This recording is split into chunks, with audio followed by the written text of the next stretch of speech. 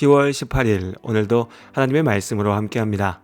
오늘은 열왕기상 17장 8절부터 24절까지 말씀을 함께 묵상하겠습니다. 엘리야가 그릿 시냇가에 머물던 때 이스라엘에 비가 그쳤습니다. 하나님의 명령에 따라 엘리야가 선포했던 대로 3년 반 동안 이어질 극심한 가뭄이 시작된 것이었습니다. 아합 왕의 시대 이스라엘 사람들은 바알을 농사와 풍요의 신이라 부르며 숭배하였습니다. 하나님께서 이른 비와 늦은 비의 은혜로 이스라엘이 살던 땅 가나안을 지키셨으나 그들은 오히려 헛된 우상에게 엎드려 절하며 하나님 앞에 죄를 저질렀던 것입니다. 하나님께서 은혜의 손길을 거두셨습니다. 아합과 온 이스라엘은 오직 하나님께서 살아계신 하나님이심을 알게 될 것입니다. 한편 뜨거운 하늘과 메말라가는 땅을 보는 엘리야의 마음은 참 복잡했습니다. 말씀대로 이루어진 것은 기뻐할 일이었습니다. 바로 자신이 하나님의 말씀을 선포하는 통로였으니 더욱 의미가 있었을 것입니다. 그러나 이스라엘의 죄로 인해 하나님께서 지키시는 은혜를 거두시자 엘리야가 의지하며 살았던 그릿 시냇물 역시 말라버렸습니다. 이스라엘이 우상 숭배하며 죄를 저질렀던 결과 하나님께 순종하였던 엘리야의 삶마저 무너지게 된 것이었습니다. 엘리야의 입장에서는 너무 답답하고 억울한 상황이었으나 이것이 우리의 삶입니다. 죄로 인해 모두가 아픕니다. 죄는 모든 것을 파괴해버립니다. 그러나 아픔 속에서도 하나님께서는 당신의 자녀들을 지키기 위한 구원의 일을 이루십니다. 하나님께서 엘리야에게 말씀하셨습니다. 여호와의 말씀이 엘리야에게 임하여 이르시되 너는 일어나 시돈에 속한 사르밧으로 가서 거기 머물라. 내가 그곳 과부에게 명령하여 내게 음식을 주게 하였느니라. 엘리야로서는 이해하기 어려운 말씀이었습니다. 사르밧은 시돈에 속한 지방이었죠. 아합의 아내 이세벨이 바로 시돈의 공주였습니다. 아합과 이세벨은 선지자 엘리야를 미워하여 붙잡아 죽이려 했습니다. 시돈은 우상 숭배의 소굴과 같았죠. 멀리 도망다녀도 모자랄 판에 제 발로 원수의 땅에 들어가야 했던 것입니다. 사르밧에 가더라도 대단한 권력자나 부자도 아닌 과부를 통해서 엘리야에게 먹을 것을 주겠다 하시니 도대체 하나님의 뜻이 어디에 있는지 알 수가 없었습니다. 그럼에도 엘리야는 일어나 사르밧으로 갔습니다. 그가 믿고 의지할 것은 오직 하나님의 말씀이었습니다. 엘리야는 다시 한번 하나님의 말씀에 순종하였습니다. 사르밧에 도착한 엘리야가 한 과부를 만났습니다. 하나님께서 엘리야를 위해 준비하신 사람이었습니다. 그런데 이 여인은 당장 자신과 아들이 먹을 것도 없고 곡식가루 한 움큼과 기름 조금이 전부라 말하였습니다. 스스로도 오죽 답답했으면 이것을 먹고 나서는 그냥 죽으려고 한다 하였죠. 사르밧의 과부를 통해 엘리야를 살게 하겠다 하셨을 때는 그래도 가진 것이 넉넉한 사람에게 도움을 받을 수 있을까 기대했었을 겁니다. 그런데 이제 와 보니 엘리야 못지않은 어쩌면 더 절박한 상황에 처했던 여인과 아들을 만나게 된 것입니다. 도대체 길이 보이지 않았으나 엘리야는 하나님의 약속을 의심하지 않았습니다. 하나님께서 먹이겠다 하셨으니 또한 하나님께서 길을 보여주실 것이라 믿었지요. 엘리야가 그에게 이르되 두려워하지 말고 가서 네 말대로 하려니와 먼저 그것을 나를 위하여 작은 떡 한 개를 만들어 내게로 가져오고 그 후에 너와 내 아들을 위하여 만들라. 이스라엘의 하나님 여호와의 말씀이 나 여호와가 비를 지면에 내리는 날까지 그 통의 가루가 떨어지지 아니하고 그 병의 기름이 없어지지 아니하리라 하셨느니라. 엘리야가 말하였습니다. 이제 여인의 선택이 남았습니다.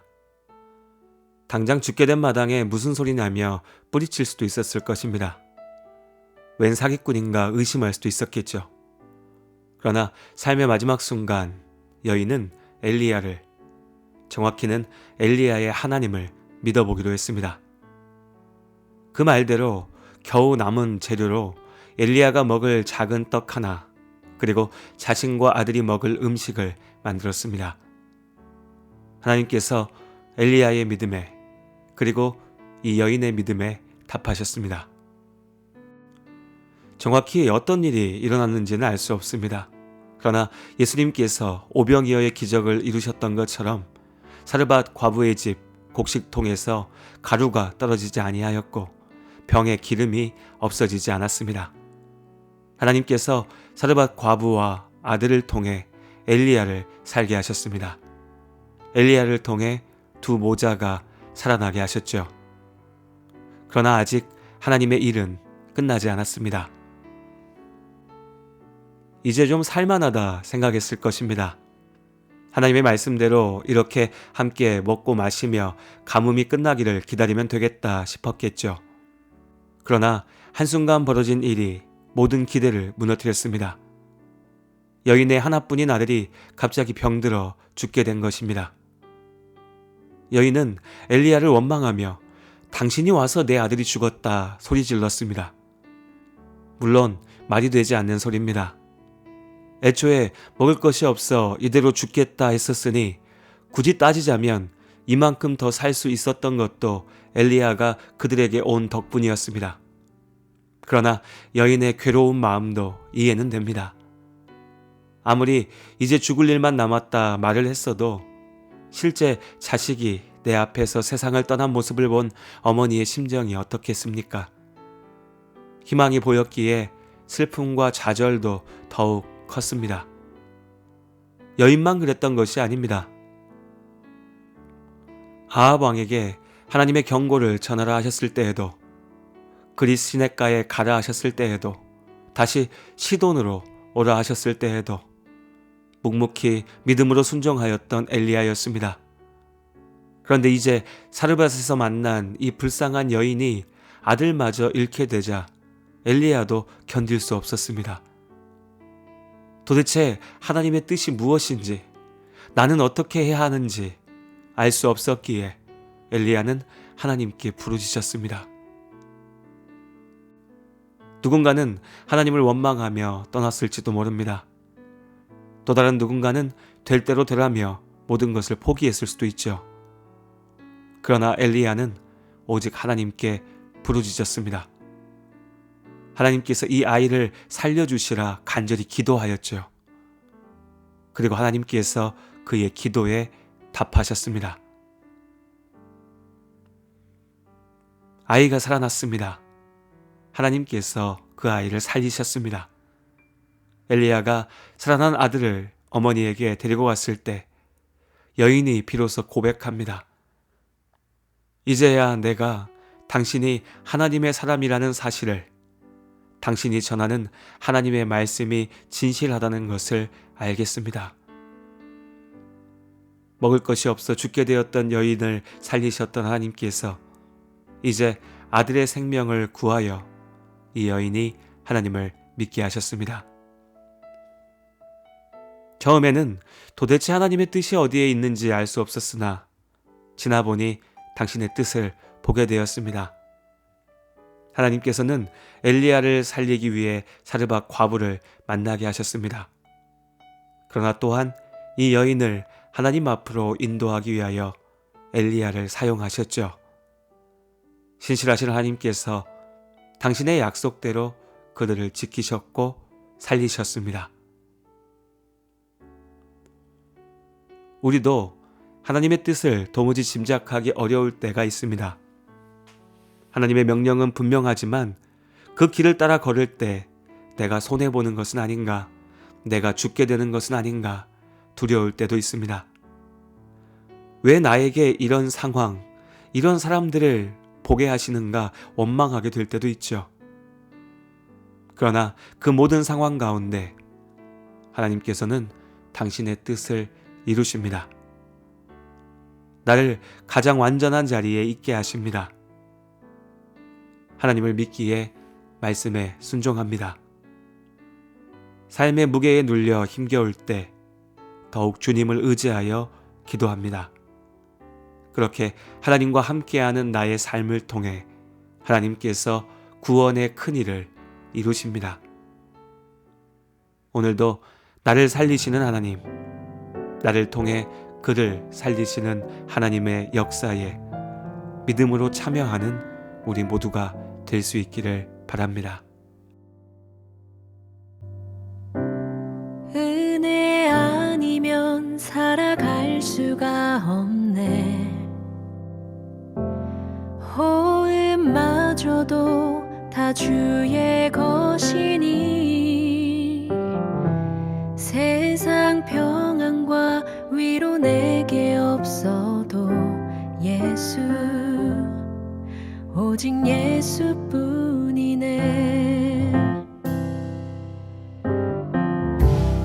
은혜 아니면 살아갈 수가 없네. 호흡마저도 다 주의 것이니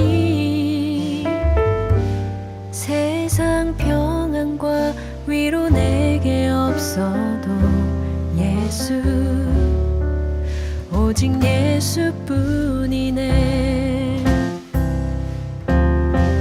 크신 계획 다 볼 수도 없고 작은 고난에 지쳐도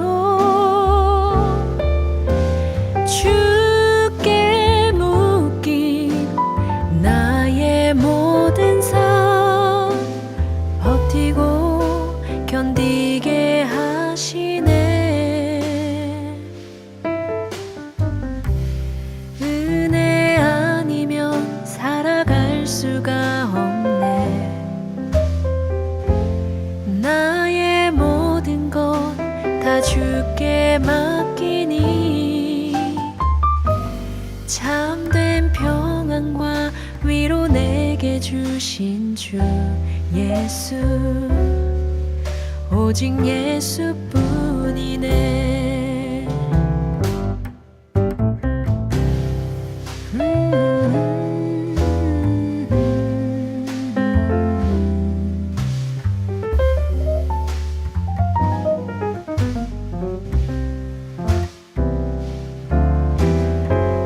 크신 계획 다 볼 수도 없고 작은 고난에 지쳐도 주께 묶인 나의 모든 삶 버티고 견디게 하시네. 은혜 아니면 살아갈 수가 없네. 나의 모든 것 다 주께 맡기니 참된 평안과 위로 내게 주신 주 예수, 오직 예수뿐이네.